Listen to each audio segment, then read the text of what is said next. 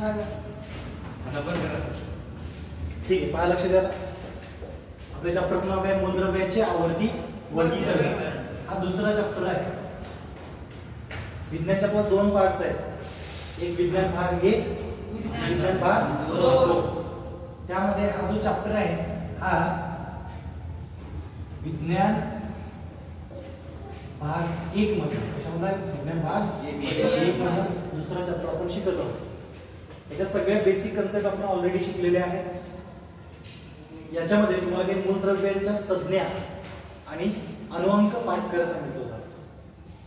त्याचबरोबर आपण त्याचं इलेक्ट्रॉन स्वरूपात पण शिकलेलं आहे. शिकलंय का नाही? आज आपल्याला संयुजा कसं काढतात ते शिकायचे. काय शिकायचं आहे? संयुजा. ठीक आहे, पहा. संयुजा ही जी कन्सेप्ट आहे, तर संयुजाला इंग्रजीमधून व्हॅलेन्सी म्हणतात. संयुजाला इंग्रजीमधून काय म्हणतात? व्हॅलेन्सी. मग संयुजा काय असते अगोदर आपण समजून घेऊ आणि मग नंतर संयुजा काढतात कशी हे मी नंतर शिकणार. ठीक आहे. संयुजा काय असते बघा, लक्ष द्या. अगोदर सांगतो मी संयुजा काय असते. तर संयुजा म्हणजे संयोग तयार करण्यासाठी, काय तयार करण्यासाठी? संयुग तयार करण्याची, थोडक्यात तयार करण्याची क्षमता. संयुग तयार करण्याची क्षमता म्हणजे काय असते? संयुजा असते. आता संयुग म्हणजे काय हे अगोदर समजावलं आहे तुम्हाला. हे तर म्हटलं मी संयुग तयार करण्याची क्षमता म्हणजे काय होय? संयुजा होय. पण संयुग म्हणजे काय हे अगोदर समजून घेऊ. आता संयुग म्हणजे काय असतं बघा. संयुगला इंग्रजीमधून कंपाऊंड म्हणतात. संयुगला इंग्रजीमधून काय म्हणतात? कंपाऊंड म्हणतात. आणि मराठीमधून संयुग. संयुग म्हणजे 2 किंवा 3 गोष्टी एकत्र येऊन जो नवीन पदार्थ तयार होतो तर आपण संयुग असतो. जसं की एक्झाम्पल, कार्बन हा एक मूलद्रव्य आहे. हे कशी संज्ञा आहे? कार्बन, सी, बरोबर. कार्बनची संज्ञा आहे. आणि ऑक्सिजन हा एक मूलद्रव्य आहे का नाही?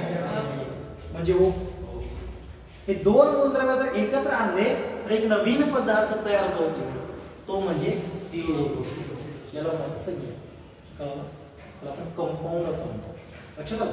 म्हणजे 2-3 गोष्टी एकत्र येतात. इथे काय म्हटले? संयुग तयार करण्याच्या क्षमतेला संयुजा म्हणले. म्हणजे एक मूलद्रव्य किती संयुग तयार करू शकतो किंवा त्याला किती दुसरे मूलद्रव्य अटॅच होतात हे ओळखणे म्हणजे काय? संयुजा. त्याचं एक उदाहरण सांगतो. बस इथे कार्बन आहे. काय? कार्बन आहे बघा.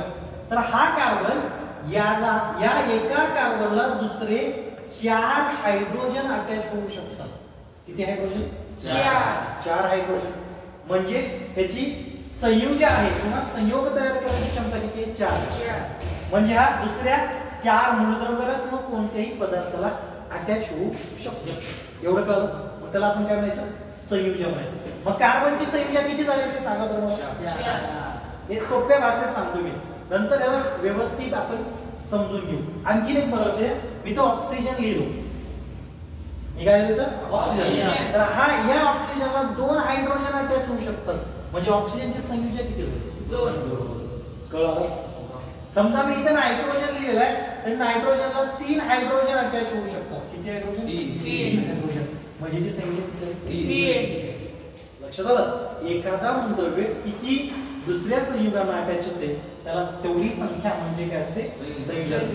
हे इन जनरल तुम्हाला कळलं. परंतु हे डायरेक्ट असं समजून घ्यायचं नाही. त्याला आणखीन एक थोडीशी स्टेप आहे ती मी लगेच समजून सांगतो. बघा लक्ष द्या ते कसं करायचं. चला आता थोडंसं दुसऱ्या प्रकारे संयुजाला समजून घेऊ. कसं समजून घ्यायचं बघा लक्ष द्या. ठीक आहे.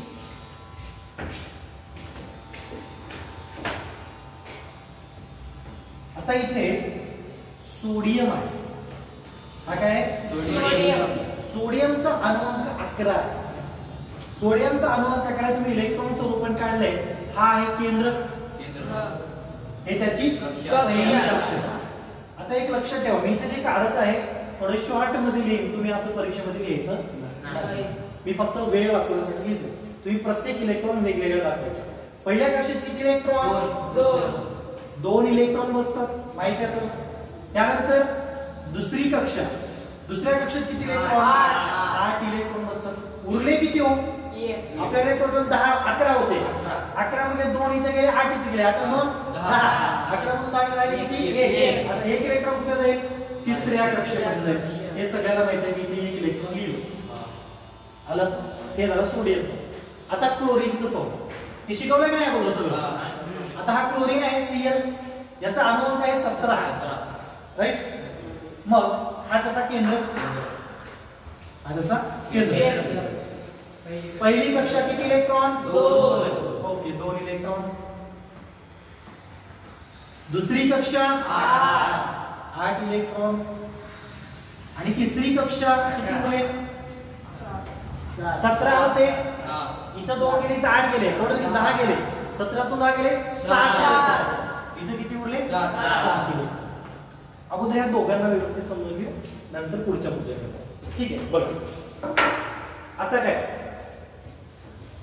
याच्या शेवटच्या कक्षेत किती इलेक्ट्रॉन आहेत रे 1 आणि क्लोरीनच्या शेवटच्या कक्षेत 7 आता तुम्हाला एक महत्त्वाची गोष्ट सांगतो प्रत्येकाची कॅपॅसिटी राहते बरोबर मी 2 भाकरी खात असेल तर कोणी 4 खात असेल बरोबर 4 भाकरी खाणारा माणूस जर 2 भाकरी खाला त्याचं पोट भरतं का नाही म्हणजे तो स्थिर होत नाही तसंच कक्षाचं आहे कुठल्याही मूलद्रव्याची जी शेवटची कक्षा आहे त्याच्यामध्ये कमीत कमी किती इलेक्ट्रॉन पाहिजे 8 इलेक्ट्रॉन त्याला म्हणतो अष्टक स्थिती पूर्ण करणे 8 इलेक्ट्रॉन म्हणजे काय म्हणतो आपण अष्टक स्थिती पूर्ण करणे अष्टक म्हणजे 8 म्हणजे शेवटच्या कक्षेत कमीत कमी 8 इलेक्ट्रॉन पाहिजे तर तो स्थिर होतो इथे 8 इलेक्ट्रॉन आहेत का नाही इथे 8 आहेत का नाही म्हणजे दोघेही स्थिर नाही मग बघा याच्यामध्ये 8 इलेक्ट्रॉन पूर्ण होण्यासाठी किती इलेक्ट्रॉनची गरज आहे 7 इलेक्ट्रॉनची मग आपण 7 इलेक्ट्रॉन जर घ्यायचं म्हटलं तर आपण कुठूनही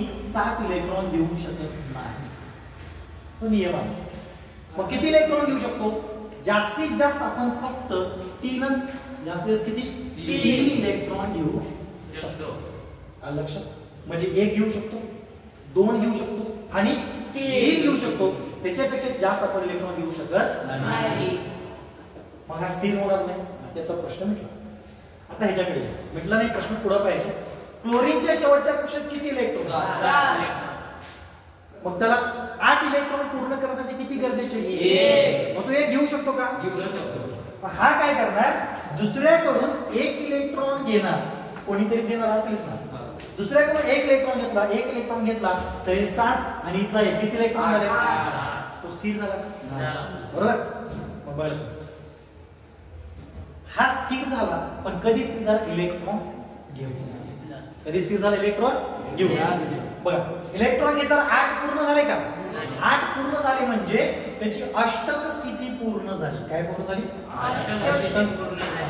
अष्टक स्थिती पूर्ण झाली म्हणजे 8 इलेक्ट्रॉन पूर्ण झाले म्हणजे तो स्थिर झाला लक्षात आलं पुढे आता याच्याबद्दल पहिला स्थिर करायचं नको आता काय म्हटलं हा 7 इलेक्ट्रॉन घेऊ शकतो का नाही किती घेऊ शकतो जास्तीत समजा याने 3 इलेक्ट्रॉन घेतले तर किती इलेक्ट्रॉन झाले टोटल 4 मग तो स्थिर झाला का नाही मग ह्याला जर स्थिर व्हायचं असेल तर इलेक्ट्रॉन घेता येत नाही दुसरा पर्याय इलेक्ट्रॉन देता येत पण जास्तीत जास्त किती 3 इलेक्ट्रॉन घेताना पण 3च इलेक्ट्रॉन घेतात जास्तीत जास्त देताना सुद्धा जास्तीत जास्त 3च इलेक्ट्रॉन देता येतात मग ह्याच्याकडे किती इलेक्ट्रॉन आहेत 1 आहे देऊ शकतो शेवटच्या कक्षेत इलेक्ट्रॉन मग याने इलेक्ट्रॉन दुसरा दिला समजा क्लोरीनला दिला आता मला सांगा इलेक्ट्रॉनचं घर म्हणजे एक कक्षा असते एक सरळ सरळ साधी गोष्ट आहे तुमच्या घरामध्ये माणूस नसेल तर घर चांगलं राहते का त्याला घुस लागते का नाही बरोबर उंदर होतं आणि घर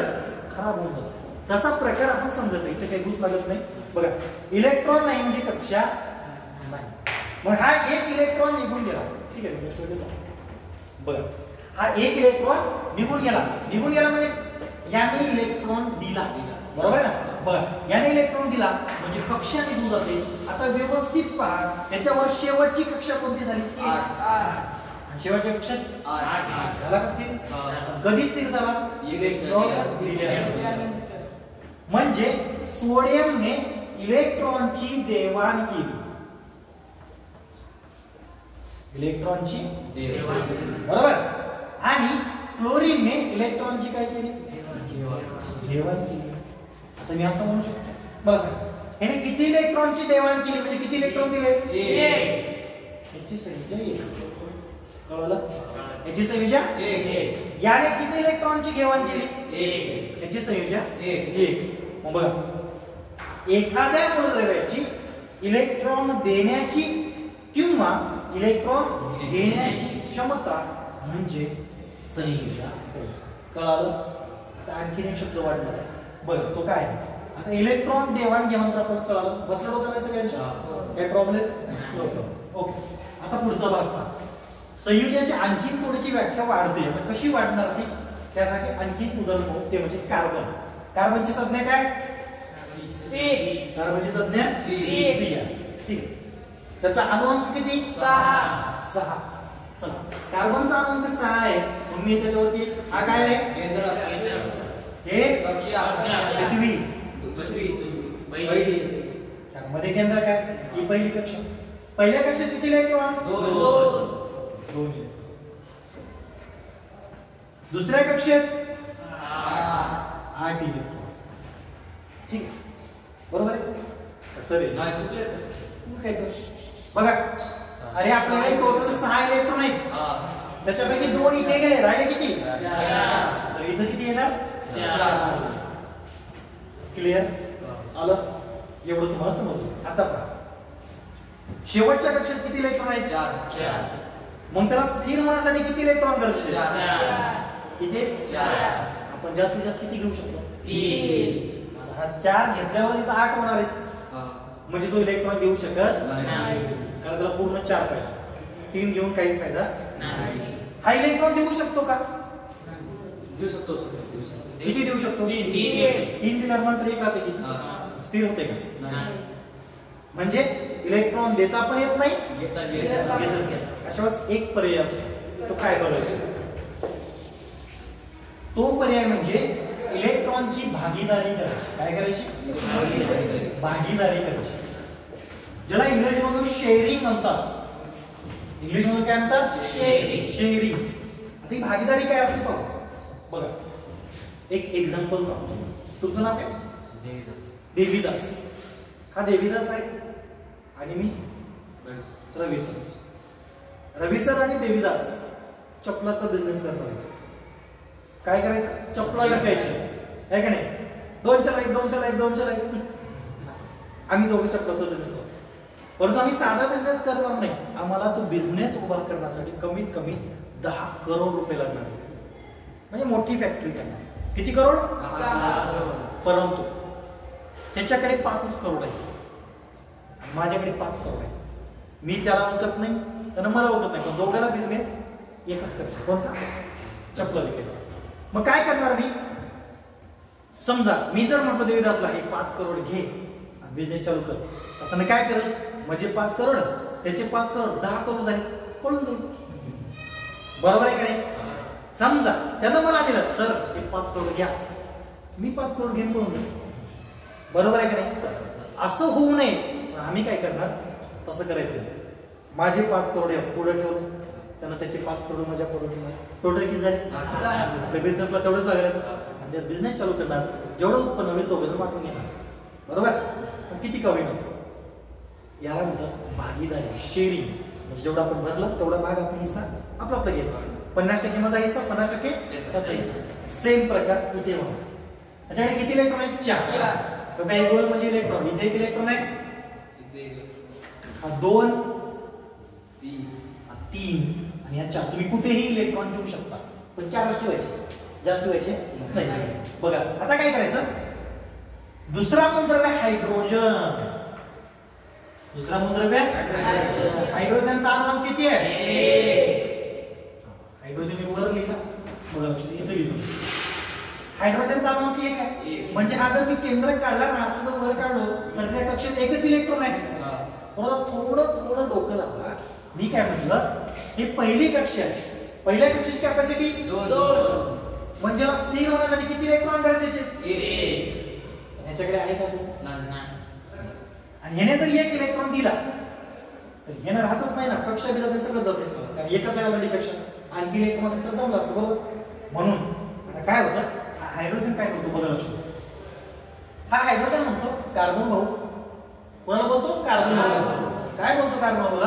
हे बघ, हे हायड्रोजन भाऊ इथे बसतो. हायड्रोजन भाऊ म्हणतो हे भाऊ माझी कक्षा आहे ती इथून जाऊ दे असं, आणि मी इथून घेऊन येतो. अशा प्रकारे हा इलेक्ट्रॉन कोणाचा आहे? कार्बनचा आहे. पण आता बघा, कार्बनच्या पण कक्षेवर आहे आणि हायड्रोजनच्या पण आहे का नाही? म्हणजे हा इलेक्ट्रॉन फक्त कार्बनचा नाही, आता हायड्रोजनचा पण आहे, कार्बनचा. हायड्रोजनच्या आधीचा एक इलेक्ट्रॉन आहे का नाही? तो इलेक्ट्रॉन तो इथे ठेवतो. हा पण इलेक्ट्रॉन दोघांकडे पण झाला. सेम कंडिशन, इथे हायड्रोजन इथे एक हायड्रोजन येतो. बघा अशा प्रकारे हा हायड्रोजन भाऊ म्हणतो आणखीन तसंच करू भाऊ, आणि कार्बन भाऊ सोबत दोस्ती करतो. अशा प्रकारे इलेक्ट्रॉन ठेवतो. दुसरा एक भैया येतो, हायड्रोजन भैया, सेम पद्धतीने इलेक्ट्रॉन पुट करतो, इथे ठेवला.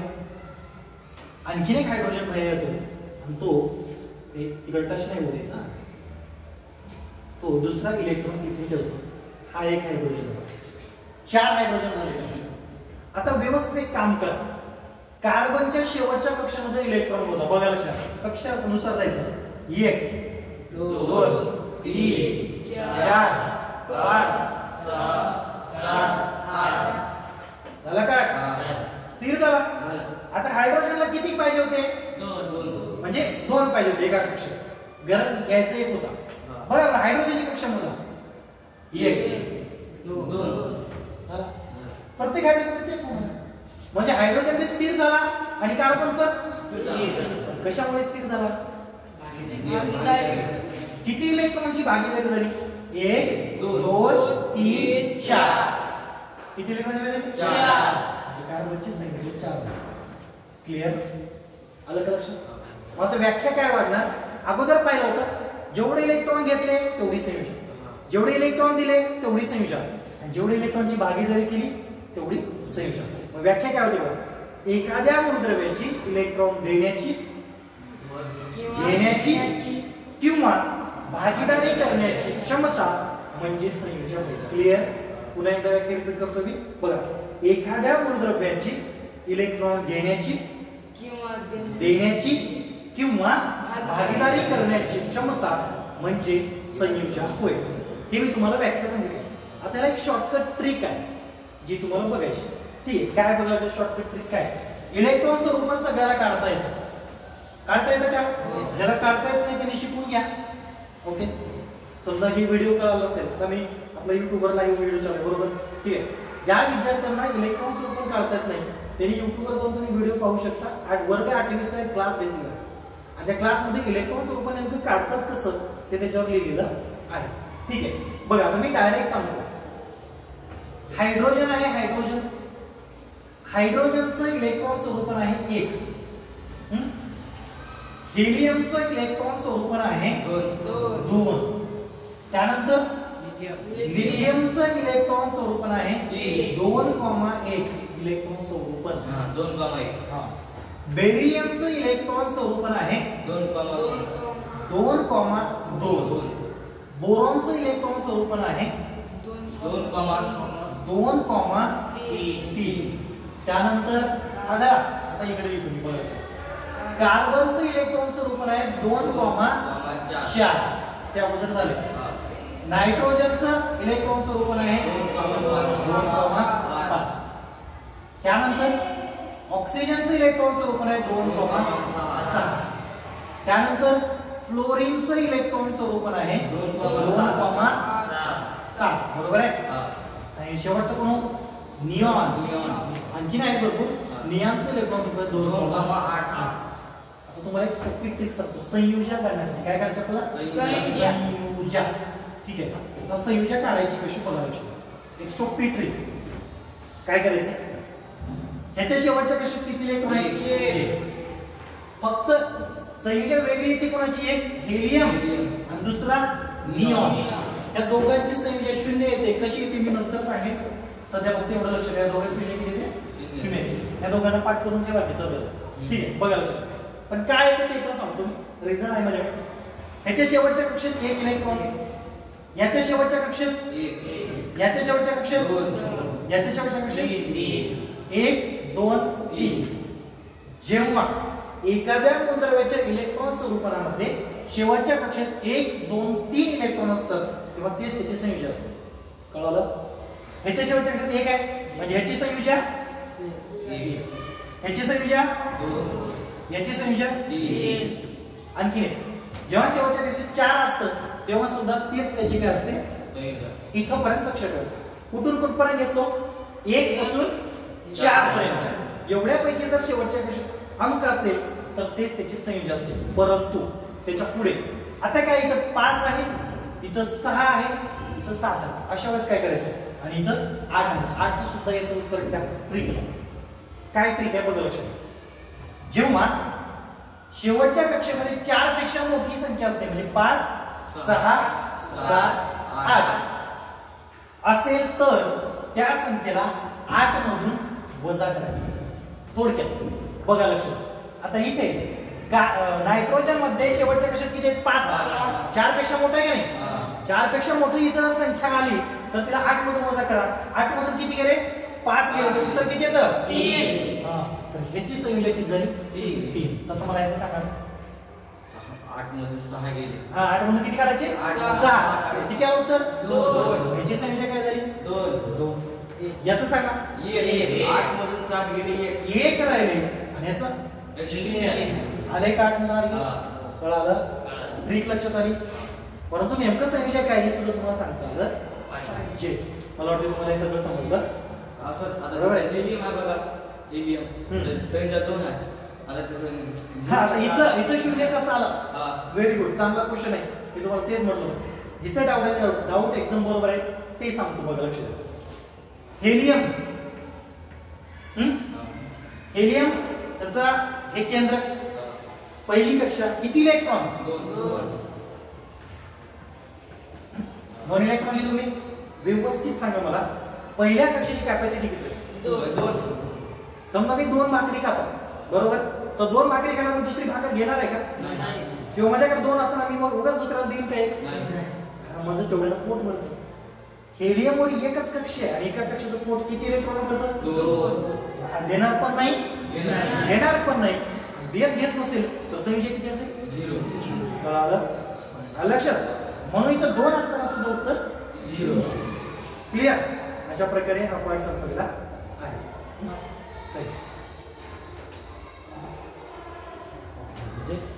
नेटवर्क इश्यू आहे.